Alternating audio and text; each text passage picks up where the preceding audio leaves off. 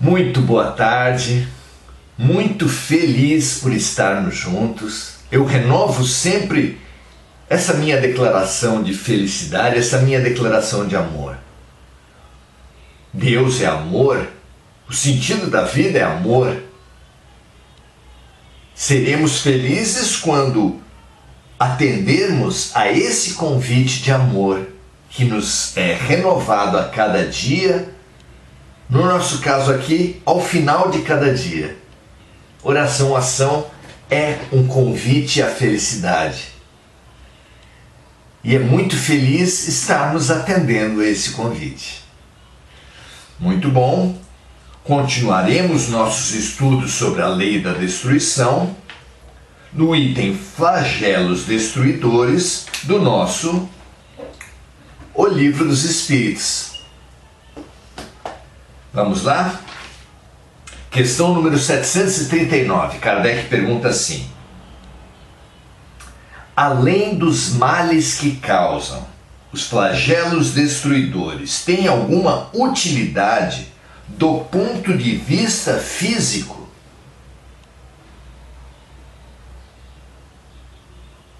Olha que interessante isso. Buscar essa utilidade, buscar esse sentido, buscar a renovação e o progresso e a expansão da vida a cada momento. Porque essa é a lei maior.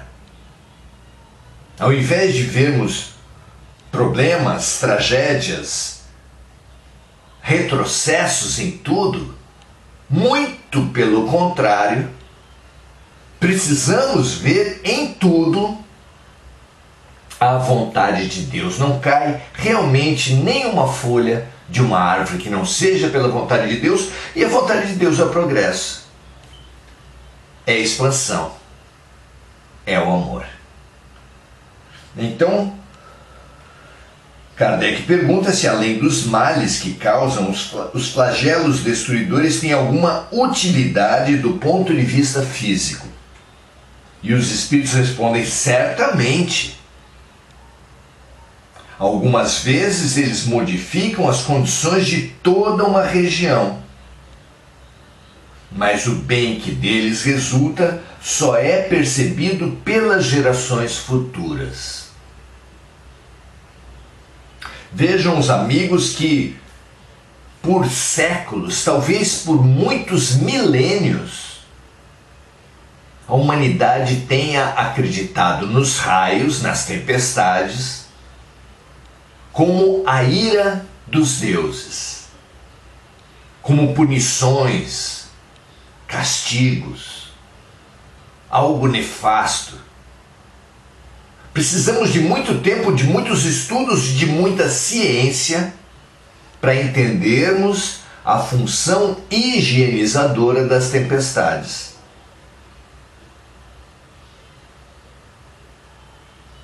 Entender os terremotos ainda não nos é dado. Mas se eles estão na natureza, e tudo na natureza é regido para a expansão, para o crescimento, também os terremotos cumprem uma função. Aqui os espíritos dizem que certamente todos os flagelos destruidores cumprem essa função. Os historiadores que têm se dão essa missão de olhar a vida do ponto de vista maior, do ponto de vista da história, claro, eles nos falam todos que após as guerras sempre se seguem períodos de grande expansão, de grande crescimento dos países. Mas isso, como dizem os espíritos, só é percebido pelas gerações futuras. Pergunta 740. Para o homem, os flagelos não seriam também provações morais, submetendo-os às mais aflitivas necessidades? E a resposta vem assim: Os flagelos são provas que dão ao homem a oportunidade de exercitar a sua inteligência e mostrar a sua paciência e resignação à vontade de Deus. Também lhe permitem desenvolver os sentimentos de abnegação, de desinteresse e de amor ao próximo, se ele não estiver dominado pelo egoísmo.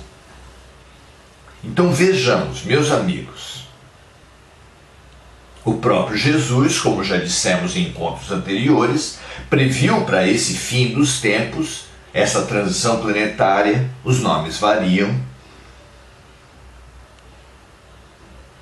pestes, guerras, rumores de guerras, terremotos. Por quê? No momento da separação do joio do trigo, da apartação entre bodes e ovelhas, das diversas figuras trazidas por Jesus, que são esses tempos que nós estamos vivendo. Por que é tão importante que haja flagelos destruidores, desencarnes coletivos, grandes comoções? Porque quando as instituições estão desmontadas por esses fenômenos todos, guerras, terremotos, vulcões, furacões, é que aparece a atitude verdadeira de cada um. A maioria de nós não fazemos as coisas erradas por medo das consequências.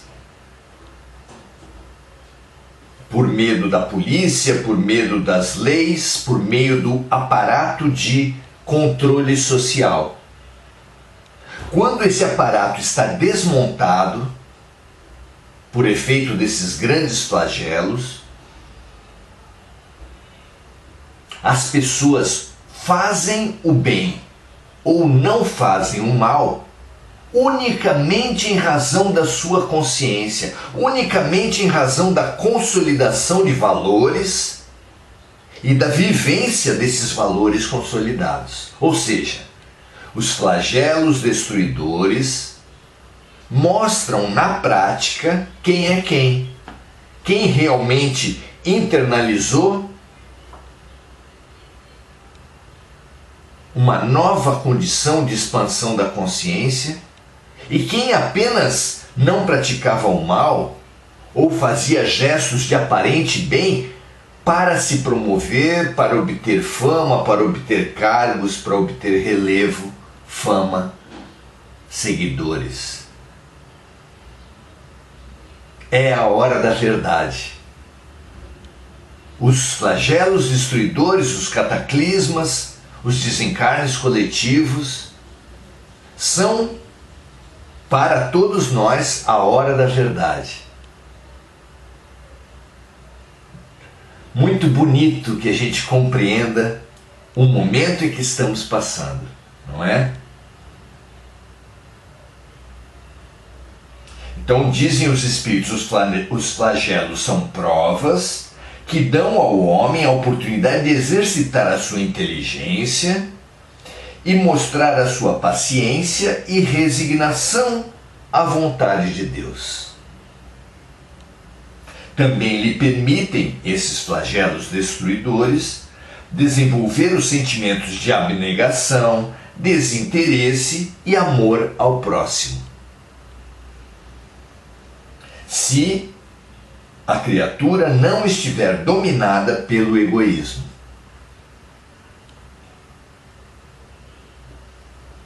A prova diz isso. O professor nunca sabe realmente quanto cada aluno aprendeu da matéria dada. Faz uma prova exatamente para auferir o aprendizado de cada um. Estamos vivendo provas com o mesmo objetivo do sistema educacional humano. O sistema educacional humano, ao contrário do que muitos pensam, não existe para premiar ou punir, mas apenas para adequar cada aluno para situar cada aluno, para alocar cada aluno ao espaço, à turma, à matéria mais adequada ao seu estágio de desenvolvimento. É para isso, para colocar cada aluno no melhor lugar para ele aprender, crescer, se transformar. É isso que faz a transição planetária, é isso que fazem as provas, é isso que fazem os flagelos destruidores. Explicitam quem é quem, e com essa explicitação tem condições, dá condições aos dirigentes planetários de promover a separação. Então, mesmo uma criatura primitiva, que na hora de um cataclismo, na hora de um grande impacto social, deixa emergir, deixa-se dirigir por sentimentos nobres, pelo melhor que há na sua alma, ele desenvolve, ele se veste de uma energia tão positiva que só pode promovê-lo. Ao contrário, aquele que parecia a todos virtuoso, mas que na hora H não conseguiu praticar aqueles valores que se esperava dele, esse precisará reviver as lições. Como disse Jesus, nem todo aquele que disser Senhor, Senhor, entrará no reino dos céus, mas sim aquele que fizer a vontade de Deus. Tenhamos certeza que para muito além dos rótulos, para muito além das instituições, dos títulos, dos postos que cada um ocupar nas filosofias, nas religiões, nos poderes públicos, onde quer que seja, para muito além de tudo isso, está a efetiva prática de solidariedade. Ela emerge luminosa nas enchentes, nas guerras, nas pandemias, nos terremotos. Porque esses eventos explicitam, ensejam, estimulam o que há de melhor em alguns e o que há de pior em outros, envolvendo cada um num padrão vibratório, os quais, padrão vibratório positivo e negativo, que vão ser atraídos pela mudança no padrão vibratório da própria Terra e atraindo, ou vão ser repelidos pelo padrão vibratório da nova Terra, como aquelas brincadeiras de ímã que nós todos já fizemos. O polo igual vai repelir os ímãs e o polo diferente vai atrair. Se não me engano é isso, não é? Então é uma questão de magnetismo, uma questão de afinidade. Para estarmos na Terra, mundo de regeneração, precisamos promover essa regeneração em nós mesmos. Para isso precisamos dar ensejo, estimular a nossa inteligência, a nossa paciência, a nossa resignação, a nossa abnegação, o nosso amor ao próximo. Muito bem, pergunta 741. É permitido ao homem evitar os flagelos que o afligem? E a resposta vem, em parte sim, mas não como geralmente se imagina. Muitos flagelos resultam da imprevidência do próprio homem. À medida que ele adquire conhecimentos e experiências, poderá preveni-los se souber procurar suas causas. Mas entre os males que afligem a humanidade, existem aqueles de caráter geral, que fazem parte da vontade de Deus e dos quais cada indivíduo recebe em maior ou menor grau o impacto. Sobre esse tipo de flagelo, o homem nada pode fazer.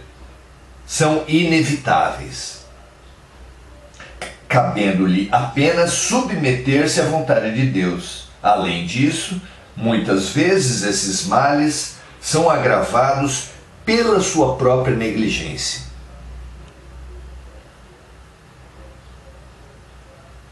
Então, de uma forma geral, evitar os flagelos destruidores, as dores, os males de qualquer tipo, a receita para isso nos foi dada por Jesus na oração do Pai Nosso.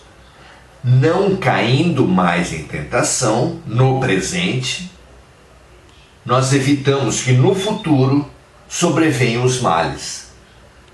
Não nos deixeis cair em tentação e assim livrai-nos de todo o mal. Lei de causa e efeito: quem planta mal, colhe mal. Quem quer plantar bem no futuro precisa plantar. Quem quer colher bem no futuro precisa plantar bem agora. É simples, é lógico e é urgente, não é? Comentário de Kardec sobre esse trecho que nós estudamos. Entre os flagelos destruidores naturais e que não dependem do homem, devem ser colocados em primeiro lugar a peste, a fome, as inundações e as intempéries, que impedem a terra de produzir alimentos. Mas não tem o homem encontrado na ciência, nos trabalhos de arte, no aperfeiçoamento da agricultura, na rotação das culturas, nas irrigações, no estudo das condições de higiene, do melhoramento genético das sementes, os meios de neutralizar ou de pelo menos atenuar esses desastres. Se simplesmente a humanidade deixasse de comer em excesso, a parte da humanidade que se dedica à comida em excesso revisse os seus hábitos, iria necessariamente sobrar mais alimento para aqueles que padecem das faltas. E como isso seria importante, não é? Deixarmos de nos prejudicar pelo excesso de comida para que outros deixem de se prejudicar pela falta de comida. Tão lógico, tão óbvio até, não é?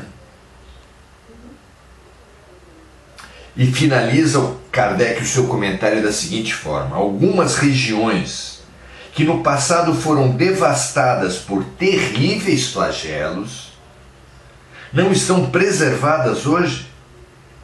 Portanto, o que não fará o homem pelo seu bem-estar material, quando souber aproveitar todos os recursos da sua inteligência e quando, aos cuidados da sua conservação pessoal, souber aliar o sentimento da verdadeira caridade com os seus semelhantes.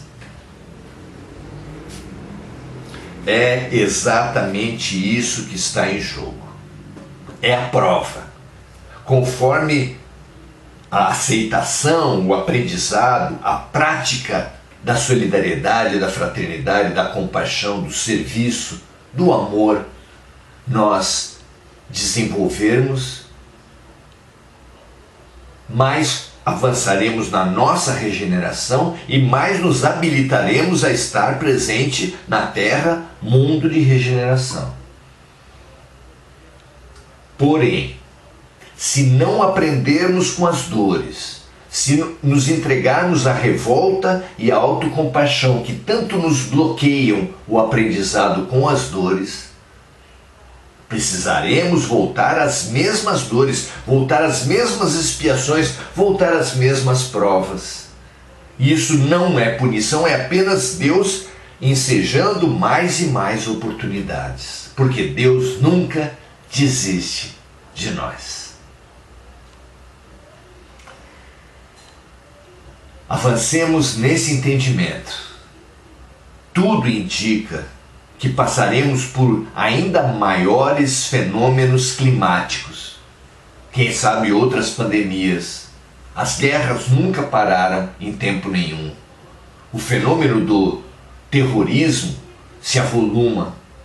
Então, seremos inevitavelmente todos impactados. É hora de firmarmos em nossa alma valores, os valores do serviço, da compaixão, do amor ao próximo, do respeito e da paz. Quem fizer isso, como a formiga da fábula, estará recolhendo folhas para ter do que se nutrir no inverno. O inverno simboliza as catástrofes, os flagelos coletivos. A folhinha representa a clareza ética, que se nós firmarmos, nós consolidarmos a nossa clareza ética agora, guardando, conservando, fortalecendo os valores cristãos, certamente nós teremos do que nos nutrir e viver bem o inverno, a época de outras dores que virão. Por isso a importância desse nosso estudo, por isso a importância de toda a reflexão que você fizer sobre o Evangelho, sobre outros livros de sabedoria e, acima de tudo, sobre a vida. Consolide em sua alma o amor. Consolide em sua alma o respeito, consolide em sua alma a paz. E certamente nós enfrentaremos os grandes desafios do futuro como o aluno que estudou para a prova e que pelo seu próprio mérito, pela sua própria persistência, pela sua própria dedicação, a coisa que ele mais quer é que venham as provas, porque ele sabe que passará, que desempenhará, que crescerá nas provações. Que assim seja para todos nós. Muito bom termos essa consciência. Marco Aurélio Trindade diz: divina providência, a flor de lótus nasce no pântano, as oportunidades vêm das dores. Não é? Muito bom, Marco. Emir Cajazeira diz assim: estamos passando por isso no mundo todo. A Terra já começou a regeneração. De alguma forma, sim. Mas todos que estão na Terra estão sendo provados, testados, verificados, para ver se têm maturidade para serem promovidos pela autorregeneração ou se precisarão de mais provas, mais tempo, mais dores para amadurecer. Muito bem.